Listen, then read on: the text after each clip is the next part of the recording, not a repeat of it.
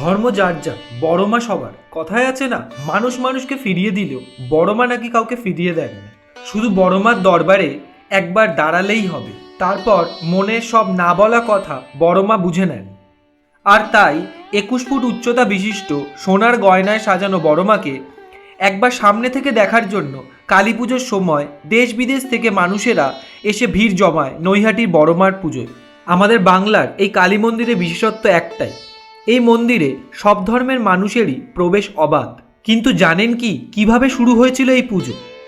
কিভাবেই বা তৈরি হয়েছিল এত বড় কালীর মূর্তি? চলুন আজকের ভিডিওতে তাহলে জেনে নেওয়া যাক বড় মায়ের পুজো শুরুর ইতিহাসটা। বড় মার এই পুজো শুরু হওয়ার পিছনে রয়েছে একটি গল্প। শোনা যায় বহু বছর আগে ভবেশ চক্রবর্তী নামে এক ব্যক্তি এবং তার বন্ধুরা মিলে একবার রাস উৎসবের সময় নবদ্বীপে গিয়েছিলেন।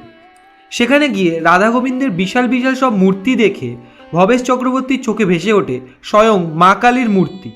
তখন তিনি ঠিক করেন রাস উৎসবে দেখে আসা বড় বড় মূর্তির মতো তিনি কালী মূর্তি গড়বেন। তাই নৈহাটিতে গিয়ে নিজের বাড়িতে ফিরে একটি বড় কালী মূর্তি বানানোর কাজ শুরু করে দেন তিনি। এরপর মা কালীর এত বড় বিরাট উচ্চতার মূর্তি বাংলার আর কোথাও না থাকার জন্য ভবেশ চক্রবর্তী বানানো এই কালী মূর্তি বড় মা নামে পরিচিতি পায়। এই পুজো কিন্তু সার্বজনীন পুজো একবারই ছিল না। প্রাথমিকভাবে এই পুজো ছিল ভবেশ চক্রবর্তীর বাড়ির পুজো। মা কালীকে বাড়ির মেয়ে রূপে আরাধনা করা হতো সেখানে। পরে এই পুজো সার্বজনীন কালী পুজোর রূপ নেয়। সবথেকে মজার বিষয় হলো এই পুজোটি সার্বজনীন পুজো হলেও এই পুজোয় চাঁদা কাটার কোনো নিয়ম নেই। বড়মার ভক্তরাই পুজোর সমস্ত ব্যয়ভার বহন করে। অগণিত ভক্তদের মতো আমি এবং বেবি আমরাও চলে গিয়েছিলাম বড়মায়ের মন্দিরে। দূর দূরান্ত থেকে বহু মানুষ নিজের মনস্কামনা নিয়ে বড় মায়ের কাছে আসেন। মনস্কামনা পূরণ হলে গণ্ডিও কাটেন। নৈহাটির বড় মায়ের মন্দিরে গেলেই আপনি দেখতে পাবেন কালো কষ্টি পাথরে 4.5 ফুটের বড় মায়ের মূর্তি। নৈহাটি স্টেশন থেকে পশ্চিম দিকে ঋষি অরবিন্দ রোড ধরে যদি আপনি গঙ্গার দিকে কিছুটা এগিয়ে যান তাহলেই আপনি দেখতে পাবেন বড় মায়ের পুজো হচ্ছে।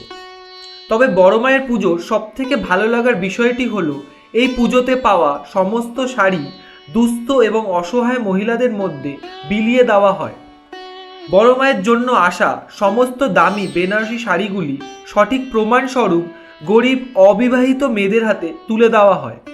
এমনকি বড় মায়ের পুজোয় পাওয়া কয়েকশো কিলো ফলও বিতরণ করে দেওয়া হয় স্থানীয় হসপিটালগুলিতে। বলাই বাহুল্য বড় মায়ের এই পুজোতে কোনো চাঁদার ব্যবস্থা নেই।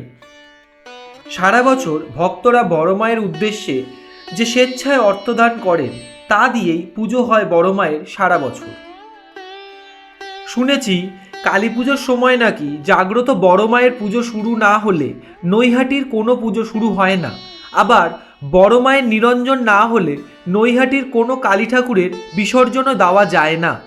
আসলে বিশ্বাসে মিলায় সব কিছু। আর সেই বিশ্বাসের ভর দিয়েই কয়েকশো লক্ষ মানুষ বড় মাকে একবার সামনে থেকে দেখার জন্য ছুটে আসে প্রতিদিন। আপনারাও যদি বড় মায়ের মন্দিরে ভ্রমণ করে থাকেন তাহলে কমেন্ট করে জানাতে ভুলবেন না। গত বছর 100 ভরি সোনা ও 200 ভরি রূপোর অলঙ্কারে সেজেছিলেন বড় মা। এবছরে কালী পুজো গেল 101তম বর্ষ। তাই এবছর মায়ের গয়নার ভাণ্ডার যে আগের বছরের থেকে বেড়েছে তা বলার অপেক্ষা রাখে না। এবছর বড় মায়ের মূর্তির সঙ্গে যুক্ত হয়েছে রূপোর চালচিত্র। এবছর মায়ের নিবেদন করা হয়েছে রূপোর ঘট ও চাবি। সেই সব মিলিয়ে 30 থেকে 40 কেজি রূপো ব্যবহৃত হয়েছে।